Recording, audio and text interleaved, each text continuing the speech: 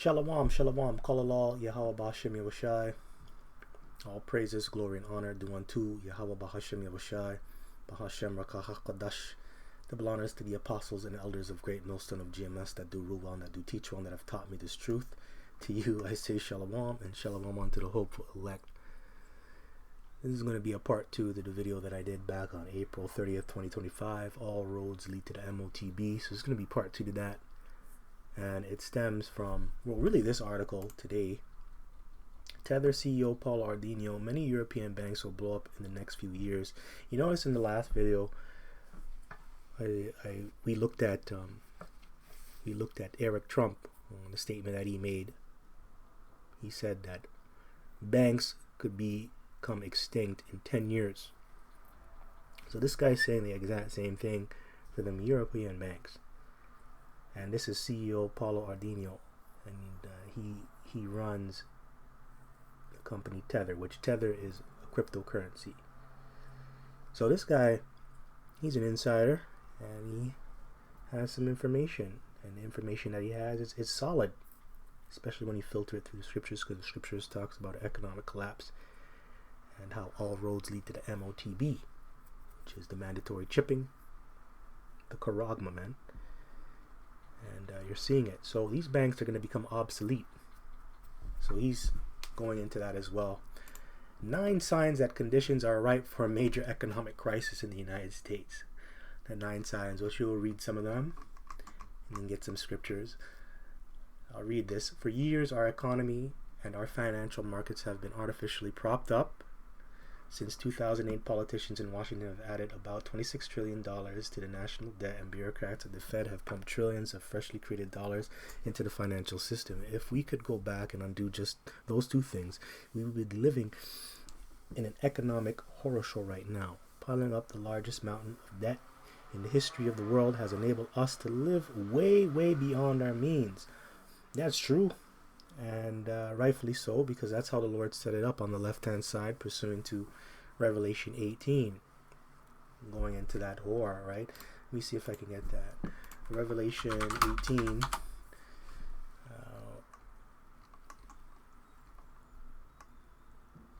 See right here. Revelation chapter 18 and 11. And the merchants of the earth shall weep and mourn over her, for no man buyeth their merchandise any more. The merchandise of gold, silver, precious stones, and of pearls, and fine linen, and purple, and silk, and scarlet, and all thine wood, and all manner of vessels of ivory, and all manner of vessels of most precious wood, and of brass, and iron, and marble. So they have all these pleasant things, all these dainties over here. And this whore, man, lives way above her means. Way and well above her means, man. She has more than she actually needs. That's why America consumes what? 70 to 80% of the world's resources. And that's basically what it's going into, man. Like it says here, piling up the largest mountain of debt in the history of the world has enabled us to live way, way beyond our means. On a personal level, if you borrowed and spent millions of dollars that you did not have, you would also be able to live a lifestyle that you do not deserve. And that's true. A lot of these people over here in America, starting with the elites, the rich and wealthy, all the way on down to the average American, they don't deserve the lifestyle that they actually have. They don't, man. Because it's all credit based. It's all backed by usury and fraud and theft. And they think living like this is sustainable. It's not sustainable. You're going to eventually crash and burn because you didn't deserve that lifestyle to begin with. You shouldn't have been borrowing and spending all that money that you didn't have. What the fuck? So obviously you're going to crash and burn. And a lot of these people over here, they put trust in uncertain riches. Remember, riches can fly away as an eagle. It could just pick up and fly away like a bird, man. And that's what's going to happen when this financial crash or collapse happens. Your money's going to be gone.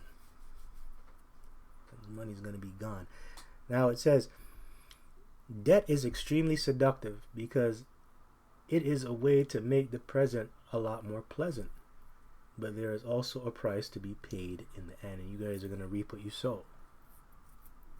And you have to pick up the tab.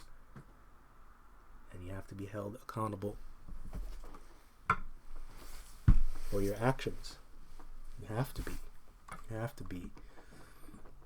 You have to be, man. Let me get this. This is Isaiah chapter 30, verse 12. Wherefore, thus saith the Holy One of Yashala, because you despise this word and trust in oppression and perverseness and stay thereon.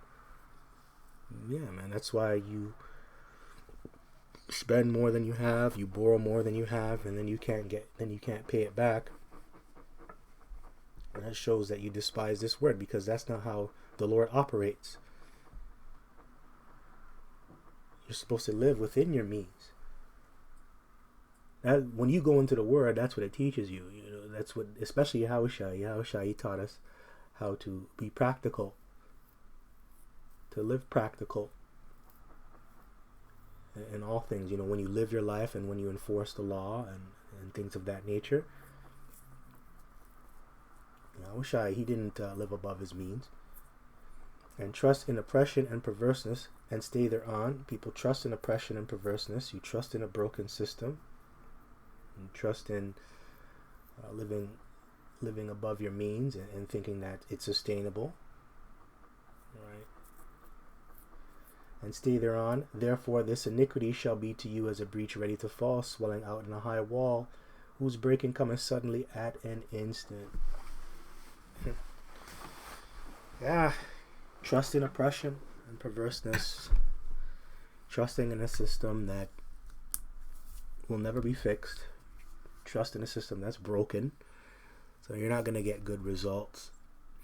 That's why it says, therefore this iniquity shall be to you as a breach ready to fall.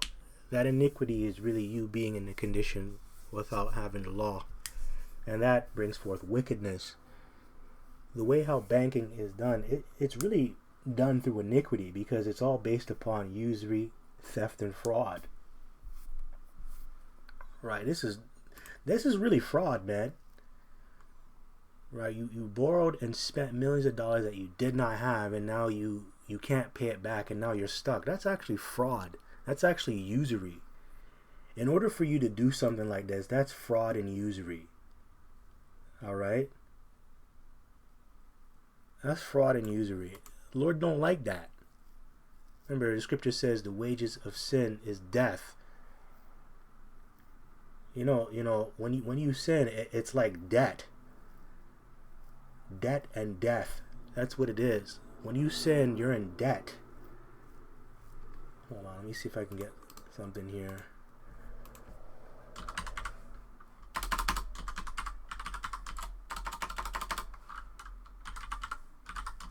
See if I can get something.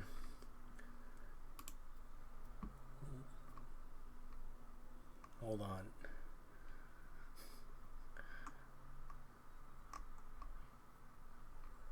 This is what you're supposed to pray for. It says, this is Matthew chapter 6 and 9. After this manner, therefore, pray ye, Our Father which art in heaven, hallowed be thy name. Thy kingdom come, thy will be done in earth as it is in heaven. Give us this day our daily bread. Right? So live well within your means. That's what daily bread is. Daily bread. You can't do that with a credit card. Use the world but not abuse it. And that's what you people are doing, man. You're abusing the world by amounting all this debt onto your name through these credit cards and through these loans, lines of credit, knowing well that you can't pay it back, but you still do it, because that's just how you do things over here. That's not how the Lord wants you to do things, especially in captivity, especially in a wicked world. You're supposed to be temperate in all things. Your spending habits are not temperate. That's why you're suffering now. Verse 12, and forgive us our debts as we forgive our debtors. So yeah, man. And that goes into sinning too. But also them physical debts too. The debts that you acquire in this life, but mainly spiritual debts. And that's you sinning and going off. That's why I quoted Romans 6 and 23. Because it is somewhat synonymous. When you do sin, it is likened onto a debt. Because death is debt. you're going into the minus. You're losing life. So, yeah, I'll read it one more time. Matthew 6:12. And forgive us our debts as we forgive our debtors. And also, that's why we were given a jubilee. Going into the 50 years, you get a clean slate. All debts are wiped away. But this devil ain't going to do that. He keeps you in a revolving door of debt. That's what this system does. That's what this system does, man. That's what these banks do. And eventually, it's you people and this place are going to crash and burn. That's what happens. That's what happens. I'll read verse 13. And lead us not into temptation, but deliver us from evil. For thine is the kingdom, the power, and the glory forever. Amen. Yeah. And this money tempts you, especially when you put trust in uncertain riches. It tempts you. You know, in Sirach, the 2nd chapter, what does it tell you? My son, when thou comest to serve the Lord, prepare thy soul for temptation. And that comes with money. You living way above your means. You're spending money on stupid things that you don't need, and then going in debt because of that. It's not like you have the money to pay it off. You know, you have the money and you buy stupid things. Well, you don't have the money, and then on top of that, you're buying stupid things that you don't need, you know. All right, so yeah, so this guy, he's bringing out some information. Now, I'll read a little bit here. It says, the regulation was pushing us to keep 60% of our reserves in uninsured cash deposits in Europe. The Tether CEO told host Pascal Hughley, describing a scenario where stablecoin issuers are forced to park billions in invulnerable bank accounts. Imagine that you have 10 million euros in market cap of your stablecoin in Europe. Then 60% needs to be kept in uninsured cash deposits in a bank. Uninsured cash deposit means that the bank insurance in Europe is only 100,000 euros. If you have 10 billion, 100,000 euros is like spitting on a fire. Yeah, that's true. It's true. So why would you want to put uninsured cash deposit in a bank? Because last time I checked, whenever you make a deposit in the bank, you don't really benefit. The bank really does. And they're able to invest your money recklessly.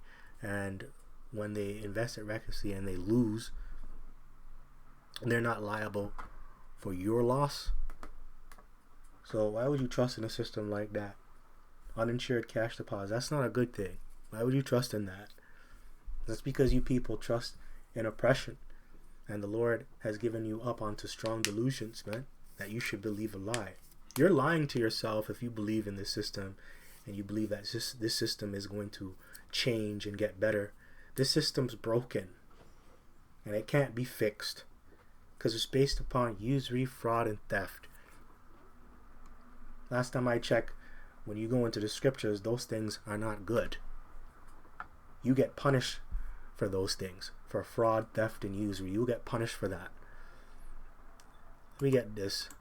Isaiah 30:12, it says, wherefore thus saith the Holy One of Yahshua, because ye despise this word and trust in oppression and perverseness and stay thereon, therefore this iniquity shall be to you as a breach, ready to fall, swelling out in a high wall, whose breaking cometh suddenly at an instant. There you go. Trust in oppression, and you also despise in the word of Yahweh B'Shem Yoshai. Because the word is the Lord. Yahweh Shai comes in the whole volume of the book, and you despise him, man. You despise him. Trust in oppression and perverseness. You trust in a broken system. Trust in it. Because that's all you know. This is all you've been seeing. When you have the truth, because when you go into the scriptures, it tells you how an economy is supposed to be ran.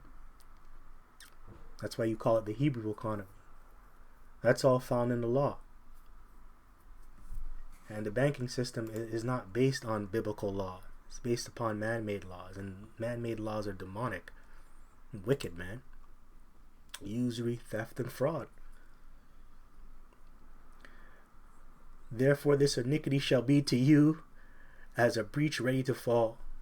That's right. That iniquity, you being in the condition without having the law, which is wickedness. That's how you do banking, right? Banking is very wicked. It's very demonic. There's a lot of fees, miscellaneous fees, There's a lot of fine print that you gotta go through.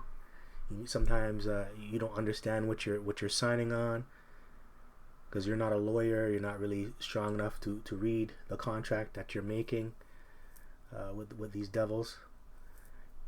So now you're gonna get punished for it. It's all iniquity, man.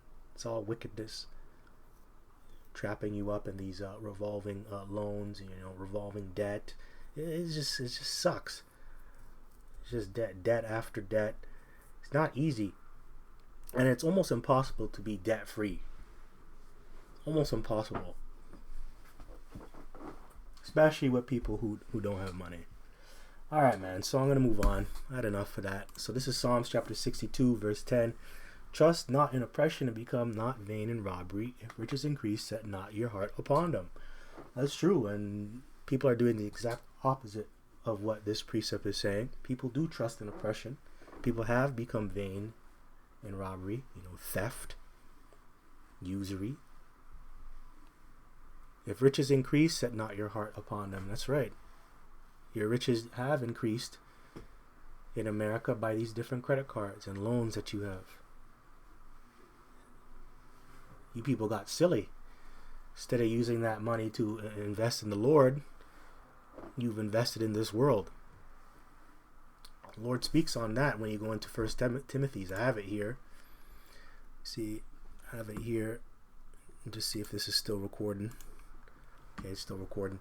So this is 1 Timothy chapter 6, verse 17. Charge them that are rich in this world, that they be not high-minded, nor trust in uncertain riches, but in the living power, who giveth us richly all things to enjoy. See? The Lord is the one who really gives you the riches. And first and foremost, it's the spiritual riches.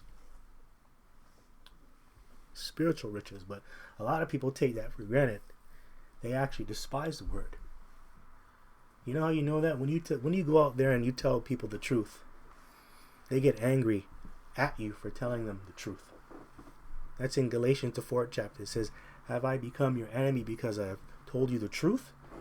That's what happens. You're telling them to repent, to invest in the spiritual riches, or in the spiritual stock market. Tell them to repent. They get angry at you for telling them these things. Anyways, man. Verse 17. I'm going to read it one more time. Charge them that are rich in this world, that they be not high-minded, nor trust in uncertain riches, but in the living power, who giveth us richly all things to enjoy. Yeah, man. Because charge them that they be not high-minded, because they're very puffed up with their wealth. That's these people that have a lot of money. They become puffed up and proud because they've acquired a lot of wealth in the world. And they have a lot of vain confidence in their wealth. And there's nothing more uncertain than the wealth of this world. Because in one day it can be taken all away from you. Remember, riches make themselves wings and fly away as an eagle. That's Proverbs 23:5, man. Roughly paraphrasing. Let me get that. I have it here. This is Proverbs 23:5. Wilt thou set thine eyes upon that which is not? For riches certainly make themselves wings. They fly away as an eagle toward heaven. One day you're rich. Next day you're broke. Boom. And whose doing is that? That's the doing of Yahweh Bashem Yahushai. The Lord can do that, man. Let me get that. This is 1 Samuel chapter 2. Verse 7, the Lord maketh poor and maketh rich. He bringeth low and lifteth up. He raiseth up the poor out of the dust and lifteth up the beggar from the dunghill, to set them among princes and to make them inherit the throne of glory. The pillars of the earth are Yahweh's, and he has set the world upon them. You hear that? So the Lord maketh poor and he maketh rich. He bringeth low and lifteth up. You people are about to be made poor, and the Lord is going to bring you low through the Spirit. You're not going to be lifted up in these last days. You're going to be brought low. And that's all the Lord's doing. And that's what he's doing, man. He's taking away all the mirth and wealth away from you people. And you're going to experience economic collapse. And what is that going to bring? The MOTB. So all roads lead to the MOTB. Right? All roads lead to the MOTB.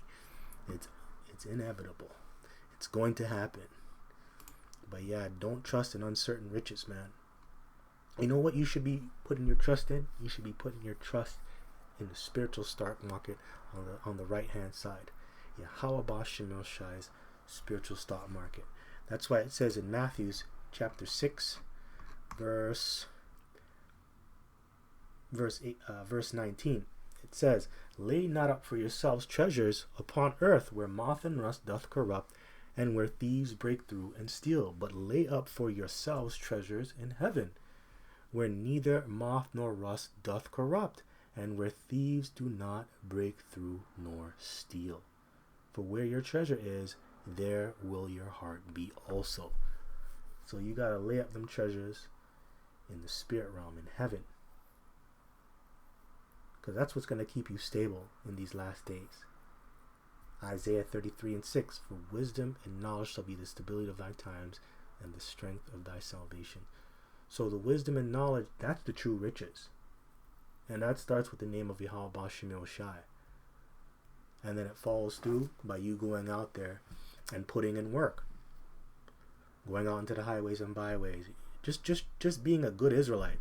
Being a good servant unto Yahweh Shemel Shai. That's what builds you up. That's what builds up wealth. That's how you invest money.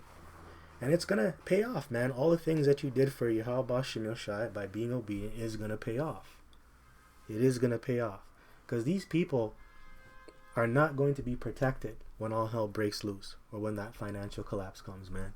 They're not going to be protected. The Lord's going to have a hedge over you and you're going to be fine. And that's because you put in work and you were a faithful and good servant. So yeah, man. Nothing is more uncertain than the wealth of this world, man. Don't trust in it, because the next day it could be stripped away from you. All of it. And them riches, they have wings.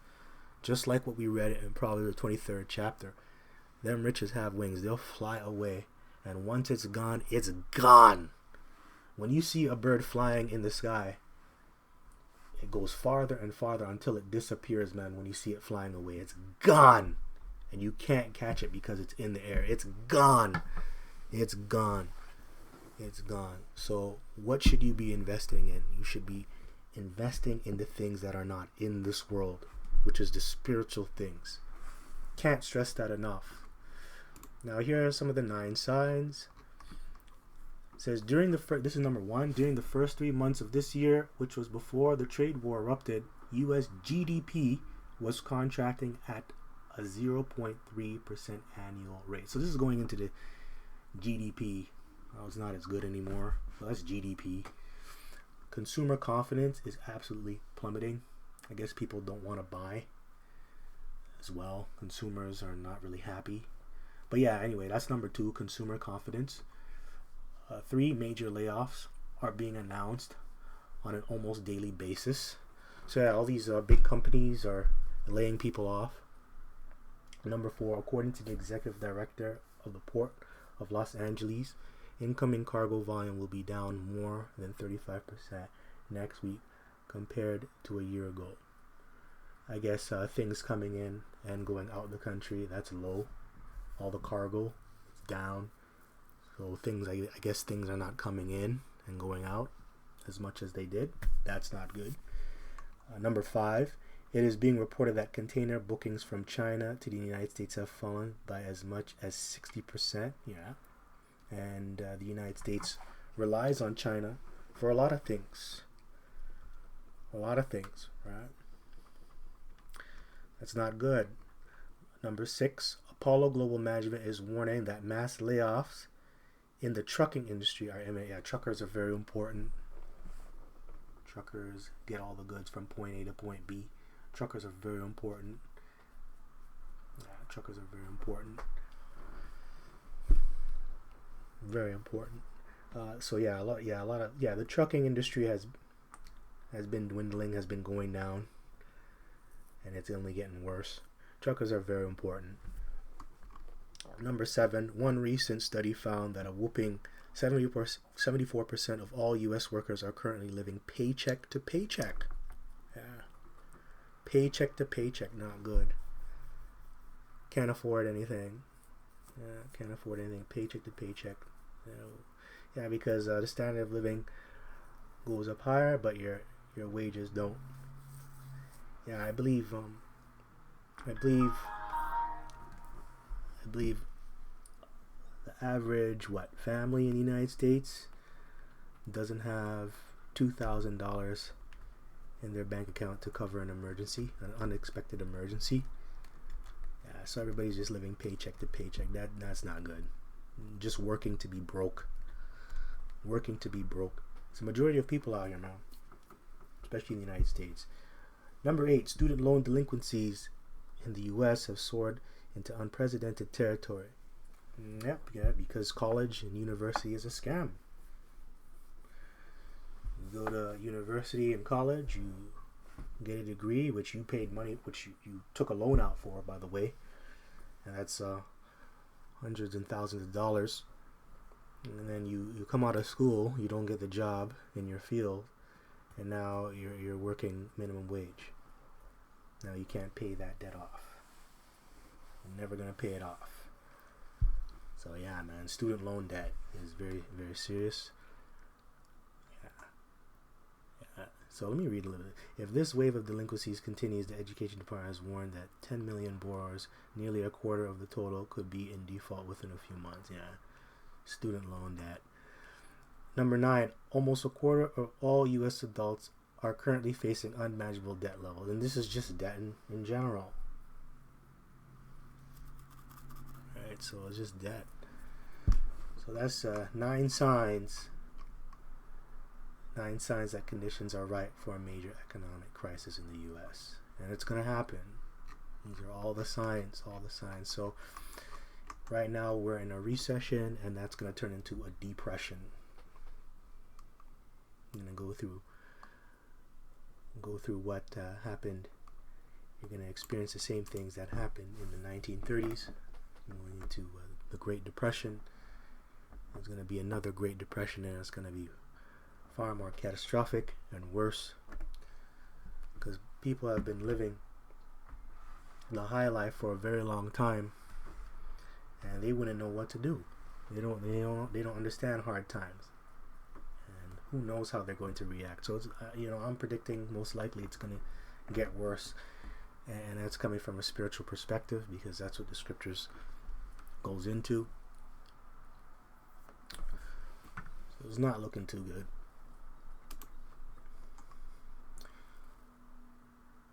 Alright, so what else do I got? Revelation 13 and 16, and he causeth all, both small and great, rich and poor, free and bond, to receive a mark in their right hand or in their foreheads, and that no man might buy or sell, save he that had the mark, or the name of the beast, or the number of his name. Here is wisdom. Let him that hath understanding count the number of the beast, for it is the number of a man, and his number is 666. Yep. Can't buy or sell if you don't have the mark, man. And that mark is going to be ingrained in your flesh. It's going to be ingrained in your flesh. So that's all I got, man. This is going to be part 2. Hope this was edifying. Till next time, just want to give all praises, glory, and honor due unto Yahweh, Bahashem, Yahushua, Bahashem, Rakach Kodash. To belong to the apostles and elders of Great Millstone of GMS, to you I say Shalom, and Shalom unto the hopeful elect. Kwame Ashala and Abba Shalom.